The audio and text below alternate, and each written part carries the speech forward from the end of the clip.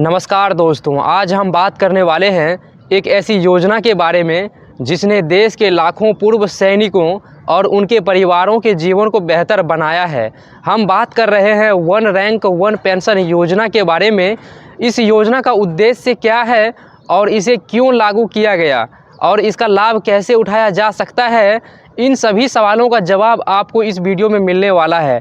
अगर आप भी जानना चाहते हैं कि इस योजना ने देश के वीर जवानों की ज़िंदगी में क्या बदलाव लाए हैं, तो इस वीडियो को पूरा ज़रूर देखिएगा।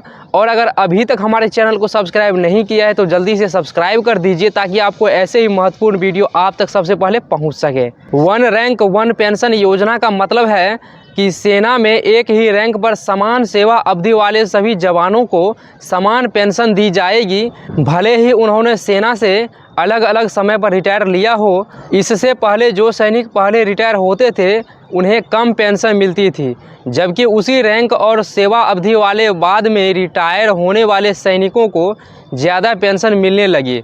इस असमानता को ख़त्म करने के लिए यह योजना लाई गई है। वन रैंक वन पेंशन योजना का विचार साल 1970 के दशक में आया था, लेकिन इसे लागू करने में कई दशकों का समय लग गया।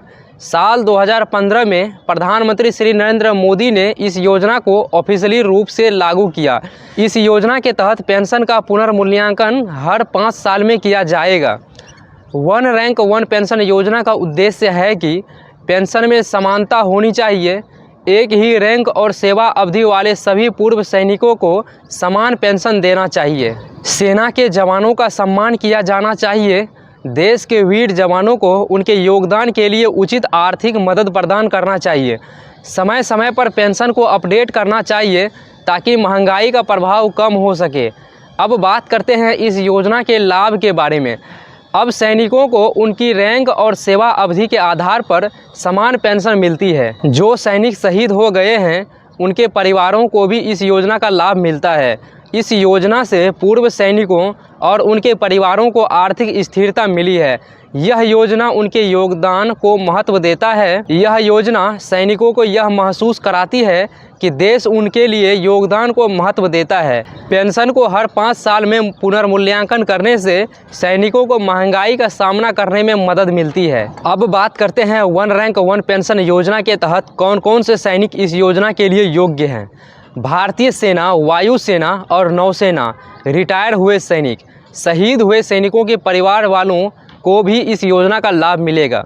जिन सैनिकों ने थोड़े समय के लिए देश की सेवा किया है उनको भी इस योजना का लाभ मिलेगा। वन रैंक वन पेंशन योजना के अंतर्गत सभी रिटायर्ड सैनिकों का डेटा एकत्र किया गया।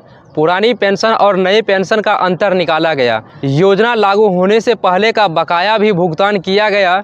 पेंशन की राशि सीधे सैनिकों के बैंक खाते में जमा की जाती है। चलिए दोस्तों, अब बात करते हैं कि वन रैंक वन पेंशन योजना के फायदे के बारे में। इस योजना के अंतर्गत रिटायरमेंट के साल के आधार पर पेंशन में जो असमानता थी उसे खत्म किया गया। यह योजना सैनिकों के योगदान को मान्यता देती है और उन्हें उचित आर्थिक सहायता प्रदान करती है। इस योजना से पूर्व सैनिकों और उनके परिवारों की आर्थिक स्थिति में सुधार हुआ है। यह योजना देश की युवा पीढ़ी को सेना में भर्ती होने के लिए प्रेरित करती है। इस योजना को लागू करने में कई तरह की चुनौतियां आई है। इस योजना को लागू करने में सरकार को भारी खर्च उठाना पड़ता है। सभी रिटायर्ड सैनिकों का डेटा एकत्र करना पड़ता है और उसे सटीक रूप से अपडेट करना एक बड़ी चुनौती बन जाती है। कुछ पूर्व सैनिकों ने इस योजना में और सुधार की मांग किया है। पेंशन को हर 5 साल में अपडेट करना सरकार के लिए एक चुनौतीपूर्ण हो गया है। वन रैंक वन पेंशन योजना न केवल आर्थिक मदद का जरिया है, बल्कि यह देश के वीर जवानों के प्रति सम्मान और आभार व्यक्त करने का एक तरीका है। यह योजना देश के उन सैनिकों के लिए है जिन्होंने हमारी सुरक्षा के लिए अपना सब कुछ न्यौछावर कर दिया है। तो दोस्तों, वन रैंक वन पेंशन योजना के बारे में हमने जानकारी दे दी है। यह योजना देश के सैनिकों के लिए एक बड़ा कदम है और यह साबित करती है कि भारत सरकार उनके योगदान को कभी नहीं भूल सकती है। अगर आपको यह वीडियो पसंद आया हो तो इसे लाइक करें, अपने दोस्तों के साथ शेयर करें और अगर अभी तक हमारे चैनल को सब्सक्राइब नहीं किया है तो जल्दी से सब्सक्राइब कर दीजिए ताकि आपको ऐसे ही महत्वपूर्ण वीडियो आप तक सबसे पहले पहुंच सके।